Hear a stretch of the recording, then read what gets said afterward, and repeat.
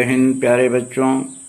आज हम पुनः सूरदास की रचना के साथ आपके बीच में आया हूँ। आइए हम सूरदास की अगली कविता का अध्ययन करते हैं।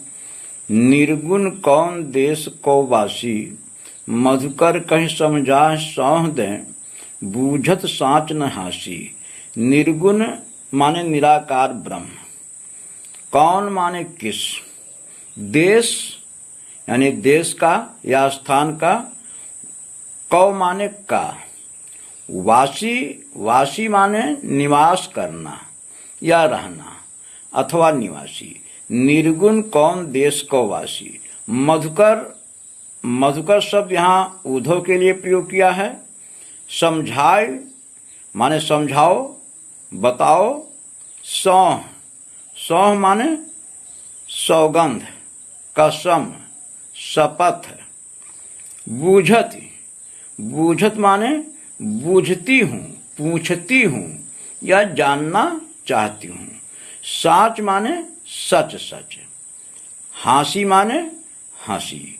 तो गोपियां उद्धव से कहती हैं कि हे उद्धव, जिस निराकार ब्रह्म की उपासना करने की चर्चा तुम हम लोगों से कर रहे हो या मुझसे करते हो, तो ये बताओ वो किस देश का रहने वाला है। आखिर निराकार ब्रह्म कहाँ निवास करता है, कहाँ का रहने वाला है। मधुकर कहीं समझाए सौह दे, मैं शपथ दे करके पूछती हूँ या सौगंध दे करके पूछती हूँ, ना हंसी नहीं कर रही हूँ, अर्थात कोई हंसी मजाक नहीं कर रही हूँ, मुझे ठीक से समझाकर बताओ।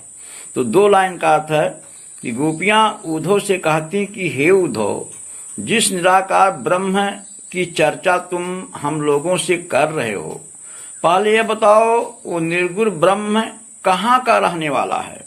मैं ये सौगंध देखकर पूछती हूँ, हंसी नहीं कर रही हूँ, तुम मुझे ठीक से समझाओ।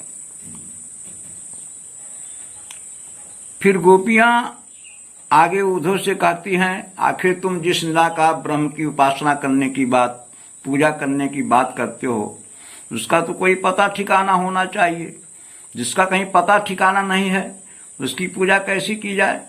मैं तो श्री कृष्ण की उपासना करती हूँ, श्री कृष्ण से प्रेम करती हूँ, तो श्री कृष्ण का तो कोई पता ठिकाना है। और जिस निराकार ब्रह्म की तुम बात करते हो, उसका कोई पता ठिकाना नहीं है। तो कहती है कि हे उद्धव, पहले ये बताओ कि निर्गुण किस देश का रहने वाला है। मैं सौगंध देकर पूछती हूँ, ये हंसी मजाक नहीं कर रही हूँ, तुम मुझे ठीक से समझाओ। को है जनक, अरे उस निराकार ब्रह्म का या निर्गुण का को है जनक, कौन उसका पिता है। कौन है जननी, जननी माने माता, उसकी माता कौन है। कौन नारी, उसकी स्त्री कौन है। को दासी, और उसकी दासी कौन है। यानी गोपियां कहती हैं कि निराकार ब्रह्म का पिता कौन है, माता कौन है, स्त्री कौन है और उसकी दासी कौन है। कैसो बरन, उसका रंग कैसा है। वेश है कैसो, उसकी वेशभूषा कैसा है या वह पहनते क्या हैं। किस रसमय अभिलाषी और किस रस की अभिलाषा रखने वाले हैं या वो किस रस को चाहने वाले हैं। पाओगे पुन क्यों आपनो, जोर करोगे दासी। फिर गोपियां उद्धव से कहती हैं कि हे उद्धव, यह तुम मुझसे झूठ बोलोगे या हम लोगों के साथ छल प्रपंच करोगे, तो पाओगे पुन क्यों आपनो, तो अपने दुराचार का फल स्वयं प्राप्त करोगे। सुनत मान है रहो बावरो। सूरदास जी कहते हैं, गोपियों की बातों को सुनकर मौन है रहो, मौन हो जाते हैं, चुप हो जाते हैं। बावरो, बावले की तरह, मूर्खों की तरह।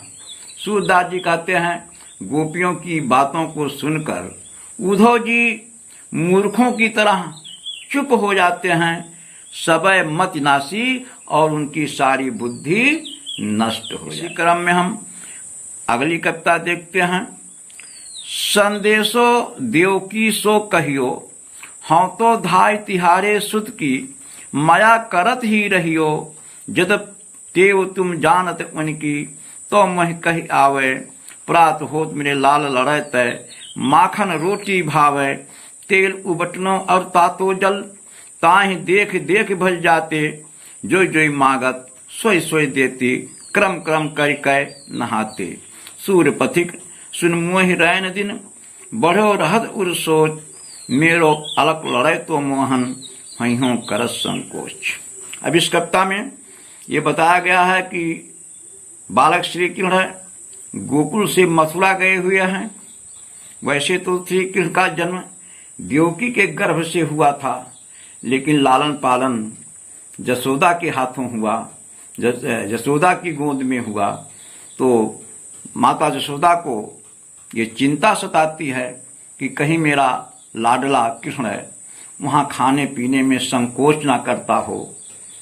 इसी बात का वर्णन कवि ने प्रस्तुत कविता में किया है और उद्धव जी से संदेश भेजती हैं माता जसोदा देवकी के लिए। देवकी संदेशो देवकी सो कहियो, यशोदा जी कहती हैं कि हे उद्धव, तू मेरा इतना सा संदेश जाकर देवकी से कह देना। हाँ तो धाय तिहारे सुत की, वैसे तो मैं तुम्हारे पुत्र की धाय माँ हूं। अब धाय माँ एक शब्द आया है। धाय माँ उसको कहते हैं जो पालन पोषण करने वाली होती है, अर्थात जो सगी माँ ना हो, केवल पालन पोषण करती हो, यानी जिसके गर्भ से पुत्र ना उत्पन्न हुआ हो। तो श्री कृष्ण देवकी के गर्भ से उत्पन्न हुए थे, लेकिन उनका पालन पोषण जसोदा जी के हाथों हुआ, उनकी गोद में हुआ, उनकी देखरेख में हुआ, तो धाय माँ कहलाएं। तो यशोदा जी कहती हैं कि हे उद्धव, तुम मेरा इतना सा संदेश जाकर के देवकी से कह देना। हाँ तो धाय तिहारे सुत किए, वैसे तो मैं तुम्हारे पुत्र कृष्ण की धाय माँ हूं, माया करत ही रहियो, फिर भी वे मेरे ऊपर दया करती रहें। जदप टेव तुम जानत उनकी, जदप माने यद्यप, टेव टेव माने आदत स्वभाव। कहती हैं कि जदप टेव तुम जानत उनकी, यद्यप तुम उनकी आदत को जानती हो, तुम उनका स्वभाव जानती हो, तो मैं कही आवे तो मैं कुछ कहती हूं। प्रात होत मेरे लाल लड़े तय, माखन रोटी भावे। भावे माने अच्छा लगता है, लाल लड़ैते, लड़ैते माने दुलारा, प्यारा, लाडला। माता जसोदा कहती हैं प्रात होत, सुबह होते ही या प्रातः काल ही मेरे लाल लड़ैते, मेरे प्यारे श्री कृष्ण को माखन रोटी भावे। मक्खन और रोटी बड़ी अच्छी लगती है।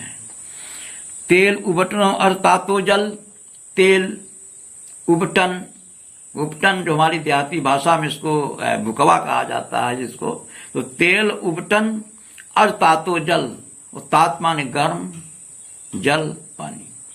कहती हैं तेल उबटन और तातो जल, तेल उबटन और गर्म पानी देखकर भज जाते, श्री कृष्ण भाग जाते थे। जो जो मांगत, इसलिए जो जो मांगते थे स्वय स्वय देती, मैं वही वही उनको देती थी, अर्थात वो जो मांगते थे मैं वही उनको देती थी। क्रम क्रम करके नहाते, तब वो धीरे धीरे स्नान करते थे। सूर्य पथिक सुन मोहि दैन दिन, बढ़ो रहत उर सोच। पथिक उद्धव जी के लिए कहा गया है। रैन दिन, रैन माने रात्रि, दिन माने दिन, बढ़त माने बढ़ता है, सताता है, उर माने हृदय में, सोच माने चिंता।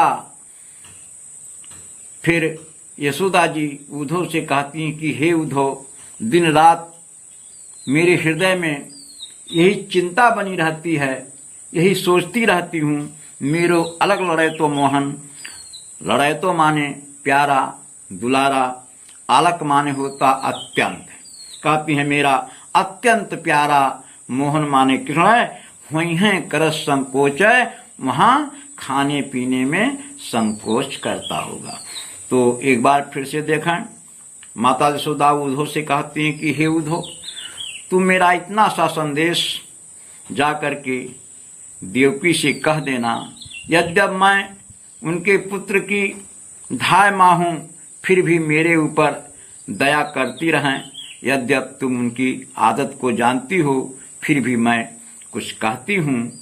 सुबह होते ही मेरे प्यारे कृष्ण को मक्खन और रोटी बड़ी अच्छी लगती है। तेल, उबटन और गर्म पानी को देखकर वो भाग जाते थे। जो मांगते थे मैं वही उनको देती थी। तब वे धीरे धीरे स्नान करते थे। हे उद्धव, दिन रात मेरे हृदय में यही चिंता बनी रहती है कि मेरा अत्यंत प्यारा कृष्ण वहां खाने पीने में संकोच करता होगा। बस इसी के साथ सूरदास का ये पाठ समाप्त होता है। हम आगे के वीडियो के साथ, आगे के पाठ के साथ, अध्याय के साथ पुनः मिलेंगे। बहुत बहुत धन्यवाद।